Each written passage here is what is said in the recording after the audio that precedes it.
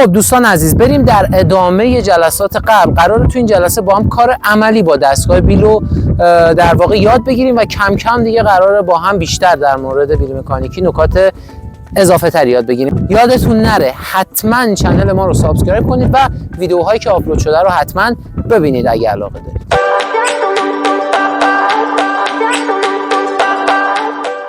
خب دوستان عزیز، ببینید ما امروز اول روز کاری فرض کنید میخوایم شروع کنیم کار با دستگاه. همونطوری که تاکید کردیم توی قسمت‌های قبلی هم دیدید، ما قبل از این که بخوایم دستگاه رو روشن کنیم باید چیکار کنیم؟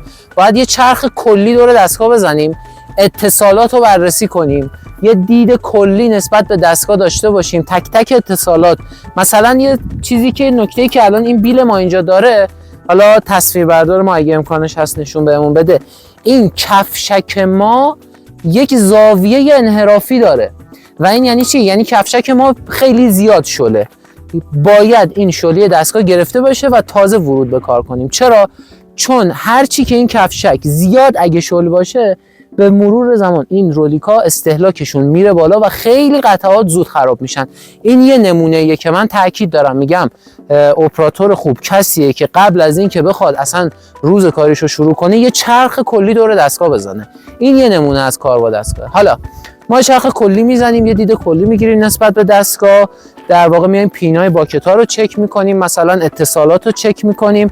این باکت‌های ناخونی‌ها یه عمر مشخصی دارن دیگه، شما باید عمر ناخونیتو نگاه کنی. اگه ناخونی دیگه بیش از اندازه ساییده شده باشه یا شکستگی داشته باشه حتما باید عوض شه. باکت رو یه چک میکنی ببینی که وضعیتش چجوری بوده، پینا رو بررسی میکنی، روغن زدگی ها رو توجه میکنی. حالا این گریس خوریاشو که برای آخر روز کاریه. این شیلنگای هیدرولیک رو چک میکنی روبروی دستگاه، حالا بالای دستگاه میری موتور رو چک میکنی. همه اینا رو چک میکنی برای اینکه بخوای یه روز خوب داشته باشی و یهویی حالت وسط کار گرفته نشه. بریم با هم ببینیم قضیه چیه.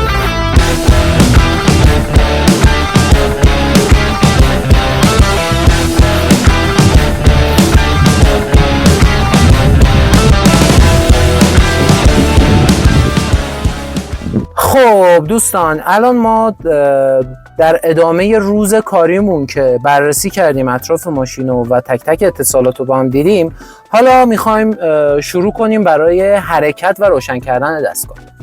قبل از این که من بخوام استارت بزنم، یه نکته خیلی کلیدی توی طول عمر ماشینالات راهسازی وجود داره و اون اسمش هست تنش حرارتی.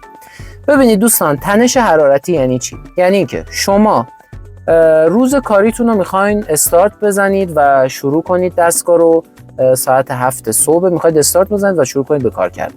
اینجا ماشین حتما باید روی دور کند و آروم و سلو حدود 5 تا 10 دقیقه سلو کار کنه.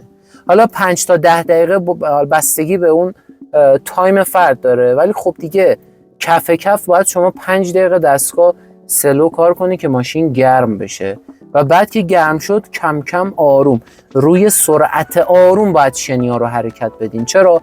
چون این فلز باید اول قشنگ خودشو بگیره گرم بشه، حالا که دستگاه اومد رو کار شروع کنی با دستگاه کار کردن. و نکته بعد این که موقعی که فعالیت تمام شد میخوای استراحت کنی، حالا به هر دلیلی میخوای دستگاه رو در واقع استاپ بدی بهش، نکته‌ای که وجود داره دوستان، به هیچ عنوان بلافاصله ماشین رو خاموش نکنید.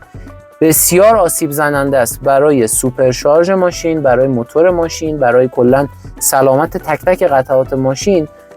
یهویی خاموش کردن دستگاه به شدت آسیب زننده است.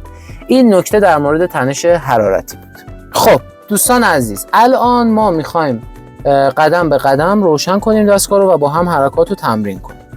اینجا یه جا سویچی داره دستگاه، سویچ رو میذاریم، یه دونه به سمت راست فشار میدیم، دستگاه آلارم قرمز میاره. بعد چند ثانیه صبر کنید که قشنگ دستگاه روغن رو بکشه، در حد 4-5 ثانیه. چراغ چکا رو چک کن حتما، ببین آمپر آب خیلی بالا نباشه. اینجا حتما آمپر گازوئیل دستگاه باید فول باشه یا دیگه از یه خونه کمتر نباشه، چون اونجا یه دستگاه هوا میکشه و دیگه داستانه هواگیری رو داریم. خب الان ما آماده استارت زدنیم. من چک میکنم همه چی رو که دستگاه این باید حتما رو به پایین باشه موقع استارت زدن. استارت میزنیم به دستگاه روشن شد. حالا چون دستگاه ما از قبل کار کرده و گرمه دیگه نیاز نیست که من بخوام سلو کار کنم. اینجا شما حتما باید بذارید 5 دقیقه حداقل دستگاه گرم شه.